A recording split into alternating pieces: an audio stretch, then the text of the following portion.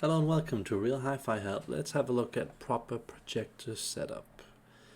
So I would suggest that you get a projector that's in the $3,000 to $10,000 class. I know that you can get cheaper projectors than that, but I have to warn you guys that a lot of those projectors aren't really good many times in terms of black level.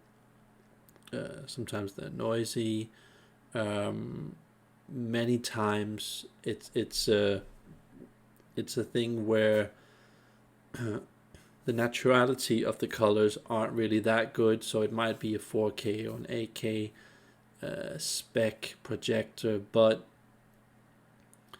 what's mostly important is the quality of picture that you get. And I find that with a lot of those cheaper projectors, there's a sort of numbness to the color, something that's just not right. Either it's not sharp enough, or they just have a lot of weird stuff that they can't really do on a very high level. So yeah, I mean, quality just costs money, and I usually find it to be in this area here. So in my country, if I want to buy a really good solid projector from a random brand, that is about $5,000 in my country. So that's a bit more expensive than other countries. I get it, but I would still guess that if you lived in the States, I would still say that it starts at around $3,000. Believe it or not, believe it or not. And yeah, personally, I would only take JVC. I don't know why, but that's just the best thing I've been able to find. There are many other good options, at least when you get into those 5, 6, 7, 8, 9, 10,000 US dollars. Then a lot of brands actually are very, very good. But I would say that consistently, where you get a decent amount of value, but just get a really good high quality product, I would say JVC is the best that I've tried. But I'm not an expert in this field. That's just my personal limited experience. So I just wanted to share that with you guys. And just look at these seats. Aren't they just gorgeous? We can put your drink here and relax in these things. They probably have like Barker launcher thing where you can launch the supporting function for your legs up. Oh, that's so cool if it has that. So um, get a good screen. Oh, a lot of people don't do that. They just throw it up on the wall, or a cheap $500 or $1,000 screen. Trust me, guys. I've seen screens that cost $5, $10, $15,000, and yeah, on a normal projector, there's no reason for taking those. But once you get a pretty good projector, man, does that make a huge difference. Huge difference. Also, they have some kind of anti-reflective properties, so which also helps.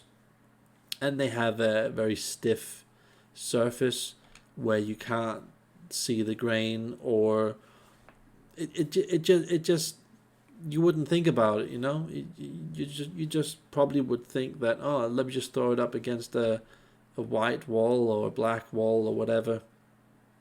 You can do that, but if you really want to get into the good detail, where you get really good colors, where you can watch old films that pull you in, that aren't in 4K or 8K or even full HD, you want a really good screen. A lot of people don't really use a lot of money on that, and I can fully understand why, because it just feels stupid, to basically buy some paper-like stuff that costs, two, three, four, five, $8,000 for that. It's kind of stupid, but you get to a certain level, then it's kind of necessary, So I feel that it's also important that you reduce glare, reflections from stuff you have in your room, sound wise, visually. Um, that's important to remember. It actually plays a big difference. You could have some furniture in the room that's causing a bit of a frequency problem sound wise. So maybe you want to remove that from the room, put it in a different position. Important stuff when it comes down to it.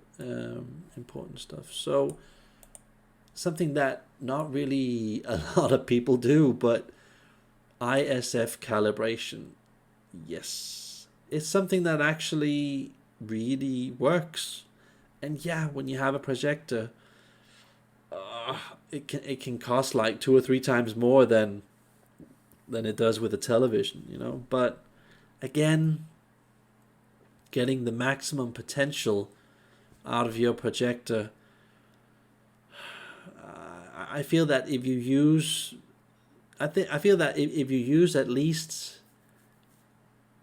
$4,000 upwards, I feel it's kind of necessary, you know, especially if you use a lot of money on your projector.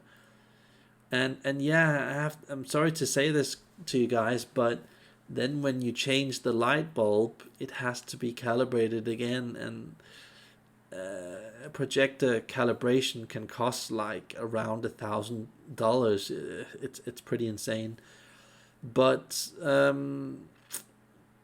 yeah, at least when he's there doing that, get him also to tune it in so you get a night and a day profile, so that depending on the movie you're watching, the series, whatever, you have these two modes you can switch between night and day.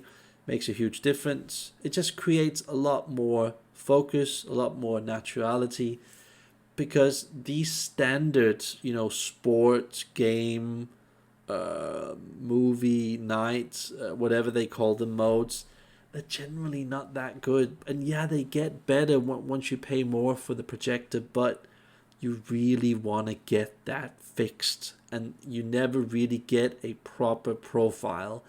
Plus, once you've done that, you're actually gonna almost get that money back over several years, because it simply uses less power consumption. But we're only talking about, I don't know, 10%, 20% difference in power consumption. So just know that. And again, something that I don't see a lot of people doing, simply because it's very impractical, is that you want to have a short HDMI cable. And I know that you can get high-speed cables and this and that fancy stuff. I don't want you to buy expensive cables. I'm not saying that you should do that. Will it make a difference? Probably a small difference. But I don't feel that you can kind of justify that value-wise. But what I'm suggesting is that get like a $50 HDMI cable, a decent one, you know, one that has a high standard and perhaps is high speed or whatever they're running with. I'm not so into that world, but the fact that it's short, the fact that it has a good quality connector on it, and just small stuff that you don't think about, like you don't have it being pulled down with like a 10-pound weight or whatever, makes a bit of a difference, you know. Not a huge difference, but is able to give you that tiny bit of edge more to your system, so it becomes a bit more relevant, crisp, nice, pleasant to look at the picture. Yeah. So but get it as short as possible. And think about this. You might want to possibly use a power cleaner on it. Some power cleaners actually make the picture more crisp, more clear, more focused. Others dissect the picture a bit, so it becomes a bit yucky and weird. I wouldn't say it's an ultra important thing, but remember, a simple thing, and just an extra thing I'm adding here, a simple thing is just checking that all of your power cables that you're using for all of the gear that you have on your home system is in phase. Not a lot of people do this, and it can give you an advantage, so you have a better picture quality, a better sound for your home theater system. So, but something that's really important here, and this is something that I did, that I told my friend that he also did, and that is use a decent power cable that you make yourself, preferably silver. I know it's difficult to get a hold of, but if you can get a hold of one that's short and which has plugs like these plugs. I was shocked to see on my plasma screen how big a difference it did. And my friend who has a totally different type of screen, I think it's OLED. Yeah, I think it's OLED screen. He said that, wow, the picture is just a lot more crisp, a lot more clear, a lot more focused. And he told me exactly the same thing that I saw on my screen. You want to see everything once you have a really good power cable. It sounds so stupid, but normal power cables, they kind of corrupt the whole experience. So just try and do that. There's also some other things that I wrote down here you might want to have a look at. And that's everything I have to say, and that's me logging off. Have a nice day. Bye.